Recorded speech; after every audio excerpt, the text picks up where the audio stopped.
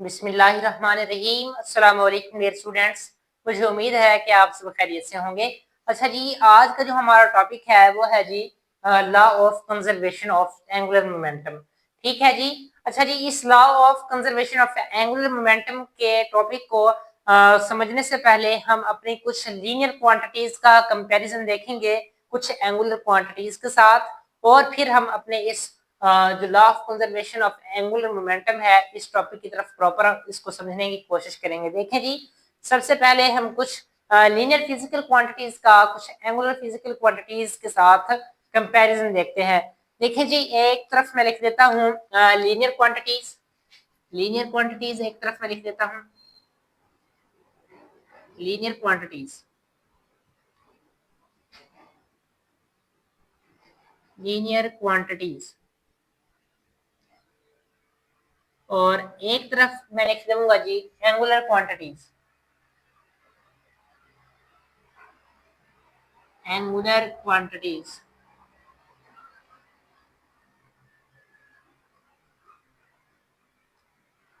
देखिए जी, सबसे पहले हम जो अपनी लीनियर फिजिकल क्वांटिटी में से डिस्कस करेंगे, हम डिस्कस करते हैं सबसे पहले मैस को। मैस, MASS, मैस, इसको हम देखते हैं जिसको हम M से रिप्रेजेंट करते हैं। देखिए जी, जब मैंने आपको टॉपिक पढ़ाया था, एंगुलर मोमेंटम वाला टॉपिक जब मैंने आपको पढ़ाया था, तो वहां मैंने आपको बताया था कि ये हमारे पास ये जो मास है लीनियर मोशन के अंदर, जो रोल हमारे पास ये मैस परफॉर्म करता है वही रोल हमारे पास एंगुलर मोशन के अंदर कौन परफॉर्म करता है, वो हमारे पास परफॉर्म करता है मोमेंट ऑफ इनर्शिया। ठीक है, यानी कि लीनियर मोशन के अंदर जो रोल ये मैस प्ले करता है वही रोल एंगुलर मोशन के अंदर कौन परफॉर्म करता है, मोमेंट ऑफ इनर्शिया। ठीक है, तो यानी कि लीनियर मोशन के लिए हमारे पास मैस आएगा, जबकि एंगुलर मोशन के लिए हमारे पास क्या आएगा, मोमेंट ऑफ इनर्शिया आएगा। मोमेंट ऑफ इनर्शिया आ जाएगा। ठीक है जी, मोमेंट ऑफ इनर्शिया यानी कि आई। ठीक हो गया जी। यहाँ पर लीनियर मोशन के अंदर मास आएगा, जबकि एंगुलर मोशन के अंदर हमारे पास क्या आएगा, मोमेंट ऑफ इनर्शिया। नेक्स्ट हमारे पास जो फिजिकल क्वांटिटी है वो है जी लीनियर डिस्प्लेसमेंट, जिसको हम कैपिटल एस के साथ डिनोट करते हैं, जबकि एंगुलर डिस्प्लेसमेंट को हम रिप्रेजेंट करते हैं जी थीटा के साथ। थीटा के साथ। ठीक है जी। नेक्स्ट हमारे पास देखें वेलोसिटी है। लीनियर वेलोसिटी को हम रिप्रेजेंट करते हैं v के साथ, और हम अपनी एंगुलर वेलोसिटी को रिप्रेजेंट करते हैं ओमेगा के साथ। ठीक है। अच्छा जी, अब नंबर फोर्थ जो हमारे पास लीनियर क्वांटिटी है वो लीनियर मोशन के अंदर और है और एंगुलर मोशन के अंदर और है, बिल्कुल इसी तरह से जैसे लीनियर मोशन के अंदर मास है और एंगुलर मोशन के अंदर क्या है, मोमेंट ऑफ इनर्शिया है। देखिए जी, फोर्थ क्वांटिटी जो है हमारे पास वो है जी फोर्स। ठीक है जी, फोर्स। फोर्स है, और जैसा कि आप जानते हैं कि फोर्स हमारे पास ये क्या प्रोड्यूस करती है, ये प्रोड्यूस करती है लीनियर एक्सेलरेशन, यानी कि F बराबर है ma के। ठीक है, ये हमारे पास न्यूटन का सेकंड लॉ भी है लीनियर मोशन के लिए कि F बराबर है ma, यानी कि लीनियर फोर्स जो है वो लीनियर एक्सेलरेशन प्रोड्यूस करती है। इसके अलावा हमारे पास फोर्स का एक और फार्मूला है, और वो क्या है, F बराबर है जी delta P over delta T. Delta P over delta T, ये एक और फार्मूला है किसका, फोर्स का। और ये फार्मूला आप क्लास 9 की फिजिक्स में पढ़ चुके हैं, मुझे उम्मीद है कि आपको ये याद होगा। अगर आपको इस फार्मूले के बारे में नहीं पता तो मैं मजीद आपको बता दूंगा। ठीक है जी।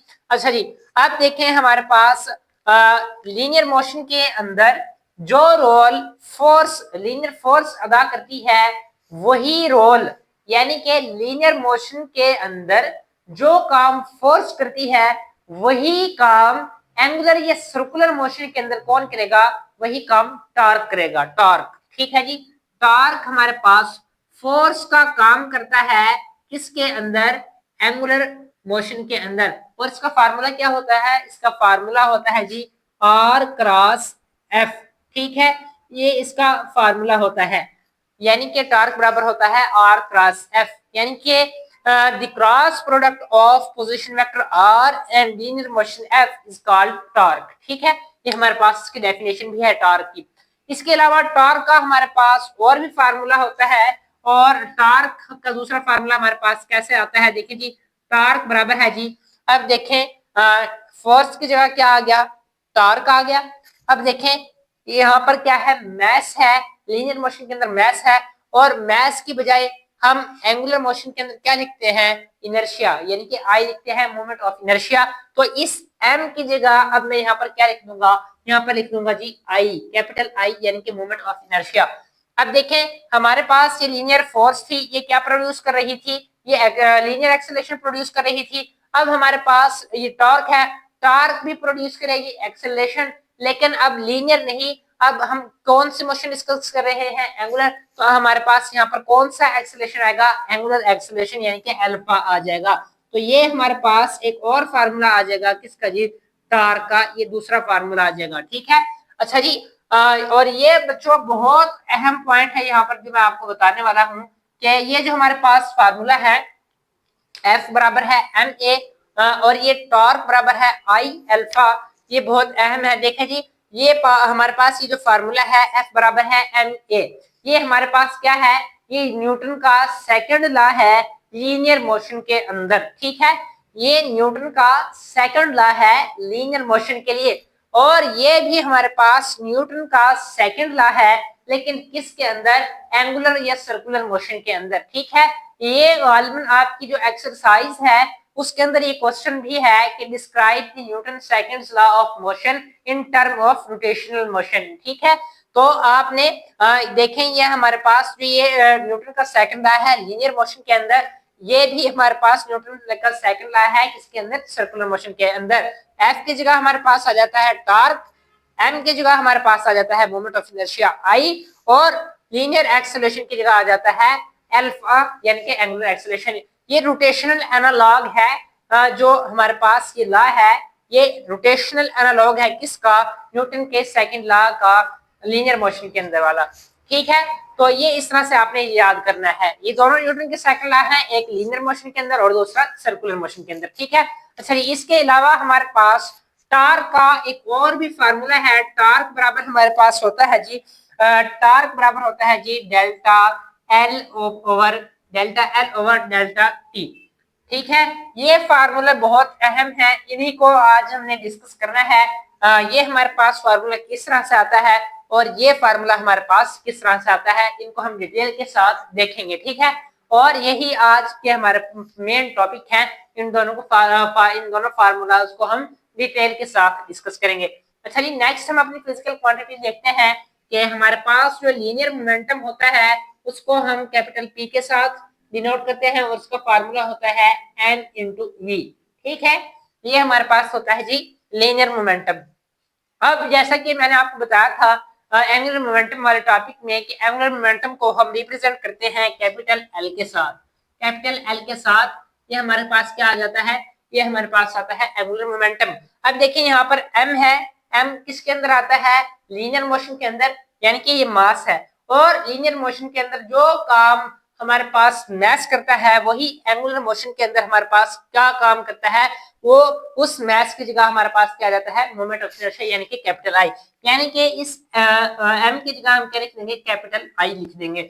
और ये देखें ये क्या है, वी वेलोसिटी है, लीनियर वेलोसिटी। हम एंगुलर मोशन डिस्कस कर रहे हैं, एंगुलर के लिए क्या आ जाएगा, एंगुलर वेलोसिटी यानी कि ओमेगा। तो इस तरह से ये हमारे पास फार्मूला आ जाएगा किसका, ये फार्मूला आ जाएगा हमारे पास एंगुलर मोमेंटम का, और ये फार्मूला हमारे पास था लीनियर मोमेंटम का, ठीक हो गया जी।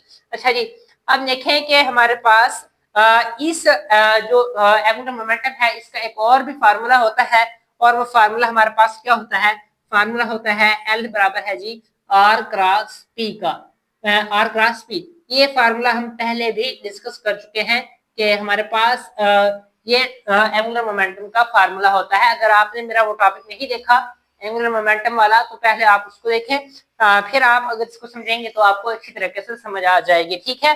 तो ये हमारे पास लीनियर मोमेंटम का फार्मूला है और ये एंगुलर मोमेंटम का फार्मूला है। तो अब हम देखते हैं कि ये हमारे पास जो फार्मूला है फोर्स का और ये जो फार्मूला है टॉर्क का, ये किस तरह से आते हैं, ठीक है जी।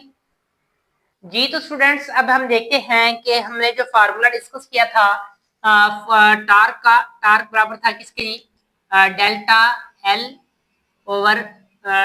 Over delta T. इसको हम देखेंगे कि ये फार्मूला हमारे पास कैसे आता है। और दूसरा फार्मूला हमने क्या डिस्कस किया था, दूसरा फार्मूला हमने डिस्कस किया था F is equal to delta delta P over delta T. ठीक है, ये दो फार्मूले हमने डिस्कस किए थे। अब हम इनको देखते हैं कि ये फार्मूले किस तरह से आते हैं। देखें जी, फोर्स का एक और फार्मूला था, और वो फार्मूला कौन सा था, according to Newton second law, Newton के सेकंड लॉ के मुताबिक, अकॉर्डिंग टू, यहां पर मैं लिखता हूं according to Newton second law, according to Newton second law, Newton के दूसरे लॉ के मुताबिक फोर्स किसके बराबर होती है जी, फोर्स बराबर होती है एफ बराबर होता है जी एम ए के। ये फार्मूला मैं आपको पहले भी बता चुका हूं। ठीक है, अब देखें एफ बराबर है जी एम इंटू ए, और इसको हम नाम दे देंगे जी इक्वेशन नंबर 1 का, इसको हम इक्वेशन नंबर 1 का नाम दे देंगे। ठीक हो गया जी। अब देखें यहाँ पर आपको ये जो ए नजर आ रहा है, ये क्या है, लीनियर एक्सेलरेशन। और लीनियर एक्सेलरेशन का फार्मूला भी हम पढ़ चुके हैं। लीनियर एक्सेलरेशन किसके बराबर होता है, लीनियर एक्सेलरेशन बराबर होता है V F minus V I over delta T. ये फार्मूला भी हम पढ़ चुके हैं, और ये इसकी डेफिनेशन भी है लीनियर एक्सेलरेशन की। तो ये अब हम इस इक्वेशन नंबर 1 में इस लीनियर एक्सेलरेशन की जगह ये एक्सेलरेशन की वैल्यू पुट कर देंगे। देखें जी हमारे पास क्या फार्मूला बनेगा, फार्मूला हमारे पास आ जाएगा जी एफ बराबर आ जाएगा जी F is equal to M, और ए की जगह हम क्या लिख देंगे, V F minus V I over delta T.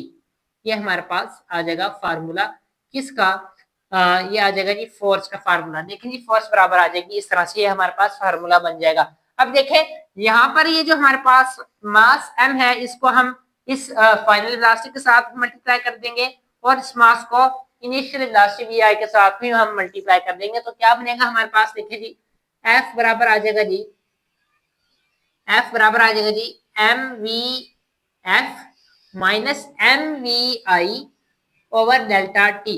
ये हमारे पास फार्मूला आ जाएगा।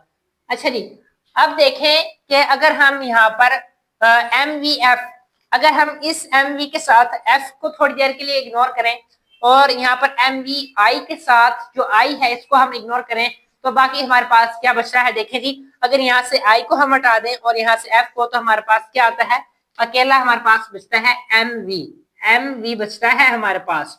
अगर यहाँ से एफ को रिमूव करें और आई को, और ये एम किसके बराबर होता है, ये बराबर होता है लीनियर मोमेंटम पी के बराबर। ठीक है, ये हम पढ़ चुके हैं लीनियर मोमेंटम पी के, ये किसके बराबर होता है, एम इंटू वी। ये हम ये मैंने आपको बताया भी था। ठीक है, अच्छा जी, अब हम ना इस एम वी की जगह भी पी पुट कर देंगे, और इस एम वी की जगह भी पी पुट कर देंगे। देखें तो हमारे पास आगे नेक्स्ट क्या फार्मूला बनेगा, हमारे पास आ जाएगा जी एफ बराबर आ जाएगा जी, एफ बराबर है जी एम वी की जगह क्या आ जाएगा, लीनियर मोमेंटम पी, और साथ ही एफ वैसे का वैसे ही आ जाएगा, माइनस इस एम वी की जगह भी क्या आ जाएगा पी, और इस आई वैसे का वैसे ही आ जाएगा, और नीचे क्या आ जाएगा जी, नीचे आ जाएगा डेल्टा टी। ठीक है जी, ये हमारे पास आ गया।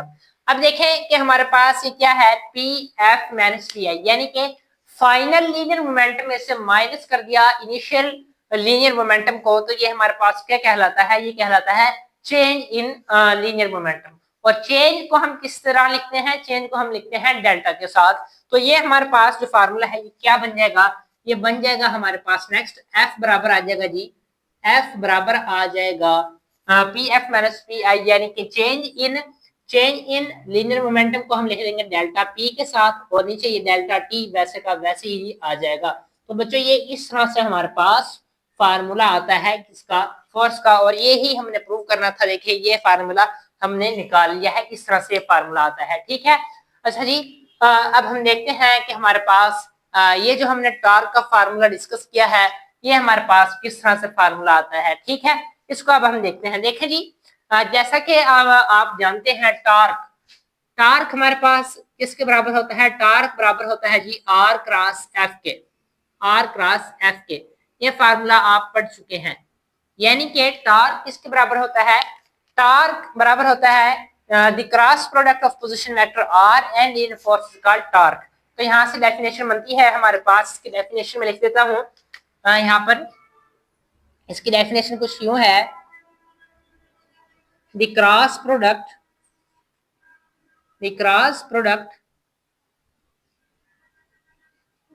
of position vector R of position vector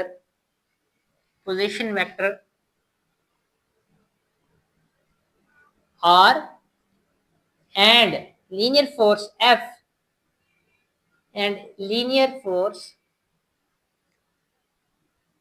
यानी कि F is called टॉर्क। ये हमारे पास किसकी डेफिनेशन आ जाती है, टॉर्क की डेफिनेशन है हमारे पास, ठीक है। यानी कि ये जो हमने फार्मूला पढ़ा है टॉर्क का, ये फार्मूला, इस फार्मूले से हमने डेफिनेशन बनाई है, किसकी, टॉर्क की डेफिनेशन हमने बनाई है इस फार्मूले से। ठीक हो गया। देखें जी, ये क्या है, द क्रॉस प्रोडक्ट है किसका, पोजीशन वेक्टर आर का और लीनियर फोर्स एफ का, तो ये क्या कहलाता है, टॉर्क कहलाता है। ठीक है जी। अच्छा जी, ये जो हमने टॉर्क का फार्मूला पढ़ा है, इसी से हम अपना इस फार्मूले को ड्राइव करेंगे कि ये फार्मूला किस तरह से आएगा। देखें जी, टॉर्क, इसको मैं दोबारा लिख लेता हूँ यहाँ फार्मूले को। टॉर्क किसके बराबर है जी, देखिए जी, टॉर्क बराबर है जी आर क्रॉस एफ। ये हमने इसका फार्मूला पढ़ा है, ठीक है। अच्छा जी, अब देखें हमारे पास नेक्स्ट कैसे आएगा ये फार्मूला। ये फार्मूला हमारे पास बनेगा जी, टॉर्क बराबर आ जाएगा जी आर क्रॉस, देखें जी यहाँ तक ये सेम आ जाएगा, टॉर्क भी वैसे आ गया, ये आर भी वैसे आ गया और क्रॉस भी। अब ये जो एफ है, इस एफ का हमने एक फार्मूला पढ़ा है, और फार्मूला कौन सा पढ़ा है, ये हमने फार्मूला जो ड्राइव किया है, इस एफ की जगह हम ये वैल्यू पुट कर देंगे delta P over delta T. देखें जी, ये फार्मूला हमने डिटेल के साथ पढ़ा है, मैंने बताया है कि किस तरह से आया है। इस ये जो एफ है, इस एफ की जगह ये वैल्यू पुट कर देंगे delta P over delta T. देखें जी क्या बनेगा नेक्स्ट, इस एफ की जगह आ जाएगा जी delta P over delta T, delta P over delta T, ये हमारे पास आ जाएगा। अच्छा जी, जब हम डिस्कस कर रहे थे अपना लीनियर क्वांटिटी का कंपैरिजन एंगुलर क्वांटिटी के साथ, तो हमने वहां पर एक फार्मूला पढ़ा था, और फार्मूला क्या था, हमारे पास जो एंगुलर मोमेंटम एल था वो किसके बराबर था, वो बराबर था position vector R cross P के। ये हमने फार्मूला पढ़ा था, ये मैंने आपको फार्मूला बताया था जब हम कंपैरिजन पढ़ रहे थे, तो जब मैंने ये आपको फार्मूला पढ़ाया था। अब देखें, तो ये जो हमने फार्मूला लिखा है, देखें अगर थोड़ी देर के लिए यहाँ पर ये जो डेल्टा है, इस डेल्टा को अगर इग्नोर करें तो बाकी हमारे पास क्या बचता है, बाकी बचता है आर क्रॉस पी। डेल्टा को अगर इग्नोर करें बाकी क्या बचता है, बाकी बचता है आर क्रॉस पी। और ये आर क्रॉस पी किसके बराबर है, एल के, यानी कि एंगुलर मोमेंटम के। तो यहाँ पर हमारे पास फिर ये नेक्स्ट फार्मूला किस तरह बनेगा, ये फार्मूला हमारे पास बनेगा टॉर्क बराबर आ जाएगा जी आर क्रॉस पी किसके बराबर आ जाएगा जी, इस एल के बराबर आ जाएगा, एल के, और ये साथ डेल्टा वैसा के वैसे ही आ जाएगा, तो ये बन जाएगा delta L over delta T. तो यहां से हमारे पास इस तरह से फार्मूला आता है टॉर्क का, ठीक है जी। तो ये हमने प्रूव करना था, देखिए जी टॉर्क बराबर है डेल्टा एल ओवर टी, तो ये हमने प्रूव कर दिया। यहां से हमारे पास टॉर्क की एक और डेफिनेशन आई, और वो डेफिनेशन क्या है कि the rate of change of angular momentum is called torque. बिल्कुल इसी तरह से देखें जैसे ये था the rate of change of linear momentum, delta P क्या है, लीनियर मोमेंटम। देखिए जी, the rate of change of linear momentum, अगर हमने लीनियर मोमेंटम के अंदर चेंज लाना हो तो क्या लगानी पड़ी है, लीनियर फोर्स लगानी पड़ी है एफ। बिल्कुल इसी तरह से अगर हमें देखें एंगुलर मोमेंटम के अंदर चेंज लाना है, तो अब यहाँ पर फोर्स की बजाय हमें यहाँ पर क्या लगाना पड़ेगा, यहाँ पर लगाना पड़ेगा टॉर्क। यानी कि अगर लीनियर मोमेंटम के अंदर हमने चेंज लाना है, चेंज प्रोड्यूस करना है, तो वो क्या, कौन प्रोड्यूस करेगा, वो प्रोड्यूस करेगा लीनियर फोर्स। और बिल्कुल इसी तरह से अगर हमने एंगुलर मोमेंटम के अंदर चेंज लाना है, तो अब फोर्स की बजाय कौन प्रोड्यूस करेगा, टॉर्क। यानी कि the rate of change of angular momentum is called torque, और the rate of change of linear momentum is called force. ठीक है, लीनियर मोमेंटम के अंदर चेंज लाएगी फोर्स, एंगुलर मोमेंटम के अंदर चेंज लाएगा टॉर्क। तो यहां से टॉर्क की एक और डेफिनेशन बनी, और वो टॉर्क की डेफिनेशन हम किस तरह से लिखते हैं, वो मैं आपके सामने लिखता हूं कि the rate of change of angular momentum, यहां पर मैं लिखता हूं the rate of change of angular momentum the rate of change of angular momentum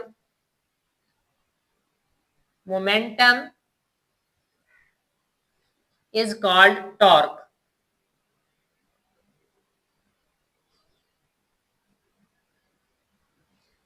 ठीक है जी।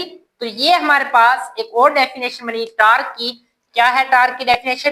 The rate of change of angular momentum is called torque. ठीक है जी। यहां तक हमारे पास ये दो फार्मूले हमने डिस्कस कर लिए अच्छी तरीके से कि ये हमारे पास टॉर्क का एक फार्मूला ये है और उसकी डेफिनेशन ये है।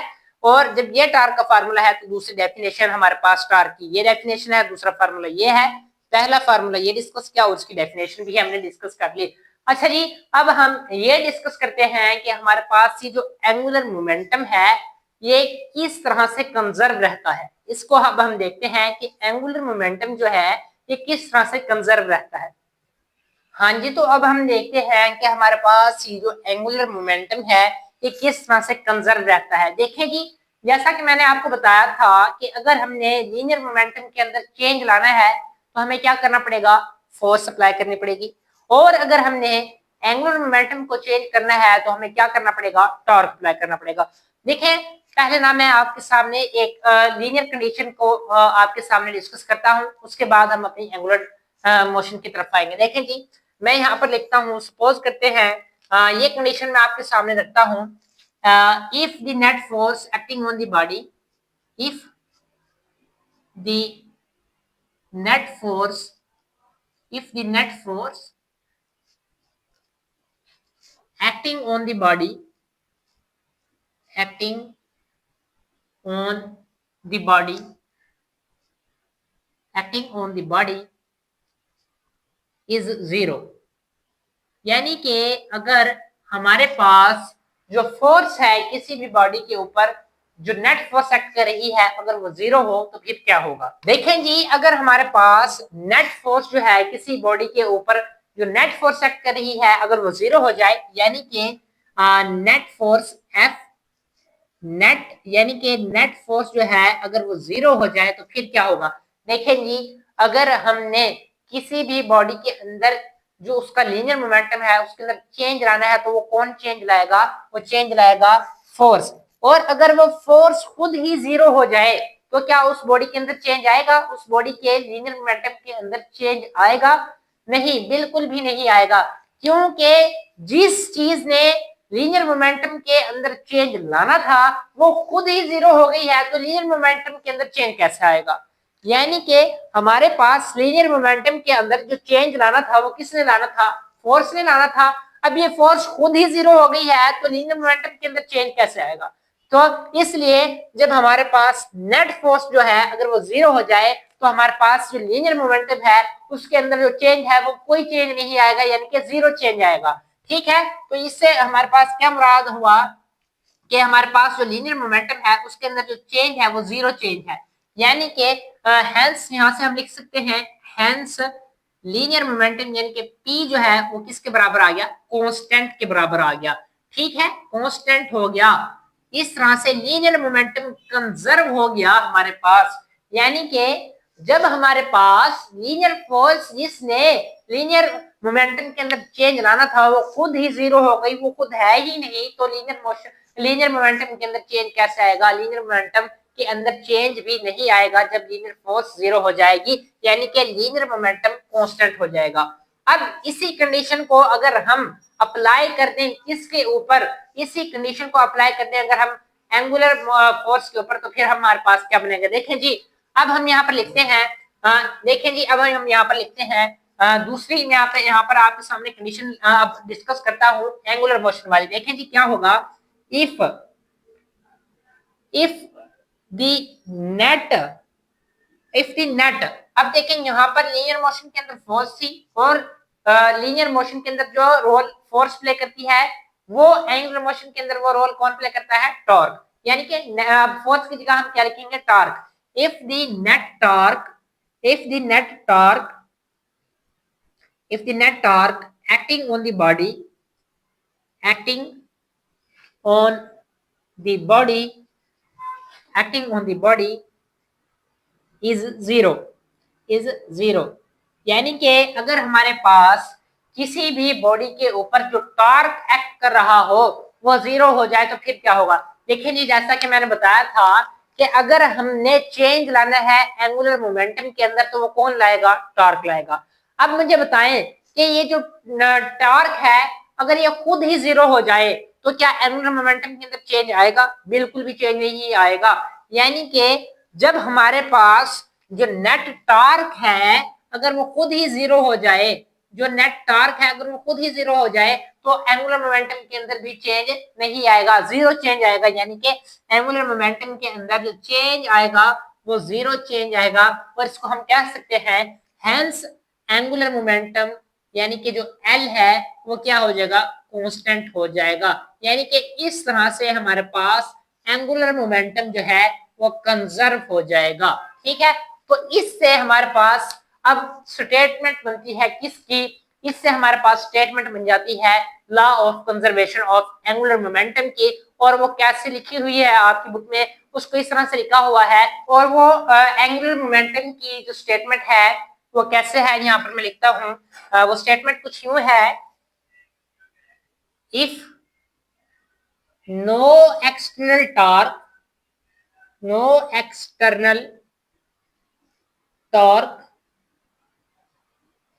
act on a system कि अगर किसी सिस्टम पर एक्सटर्नल टॉर्क जो है वो एक्ट ना करे फिर क्या होगा, दी total angular momentum, total angular momentum, angular momentum, momentum of the system, of the system remains constant, remains constant। ठीक है जी, ये हमारे पास स्टेट आ जाती है किसकी, law of conservation of angular momentum की। आपकी बुक में यूं लिखा है कि the law of conservation of angular momentum states that if no external torque act on a system the total angular momentum of the system remain constant. यानी कि अगर सिस्टम के ऊपर एक्ट करने वाला जो टॉर्क है वो जीरो हो जाए तो हमारे पास फिर जो एंगुलर मोमेंटम है वो क्या हो जाता है, कांस्टेंट हो जाता है। ये मैंने प्रूव कर दिया और ये आपकी बुक के अकॉर्डिंग डेफिनेशन लिख दी किसकी, law of conservation of angular momentum की। ठीक हो गया जी। अच्छा जी, यानी कि हमने यहाँ से क्या मालूम हुआ, इस एंगुलर मोमेंटम से हमें यह मालूम हुआ कि हमारे पास जो टोटल एंगुलर मोमेंटम है, यहाँ से हमें ये मालूम हुआ कि जो टोटल एंगुलर मोमेंटम है यानी कि L total, total angular momentum जो है वो किसके बराबर है, वो है जी L1 प्लस L2 और इसी तरह से करते करते Ln। और ये किसके बराबर है, ये बराबर है कांस्टेंट के। और ये कब कांस्टेंट होगा, अगर हमारे पास जो टॉर्क एक्ट कर रहा है बॉडी के ऊपर या सिस्टम के ऊपर अगर वो जीरो हो जाए तो हमारे पास जो एंगुलर मोमेंटम है वो कांस्टेंट रहेगा। यानी कि टोटल एंगुलर मोमेंटम जो है वो कांस्टेंट हो जाएगा कब, जब हमारे पास टॉर्क जो उसके ऊपर एक्ट कर रहा होगा वो जीरो हो जाएगा। तो ये इस तरह से हमारे पास आज का जो ये टॉपिक था एंगुलर मोमेंटम के हवाले से, मुझे उम्मीद है कि आपको तमाम कॉन्सेप्ट्स क्लियर हो गए होंगे। अगर आपका कोई क्वेश्चन हो तो आप उसको लाजमी कमेंट सेक्शन में पूछिएगा और अपने दोस्तों के साथ इस लेक्चर को ज्यादा से ज्यादा शेयर करें। चैनल को सब्सक्राइब करना ना भूलें ताकि आपको इस चैनल की तरफ से आने वाले तमाम लेक्चर्स के नोटिफिकेशन मिलते रहे। Thank you, Allah Hafiz.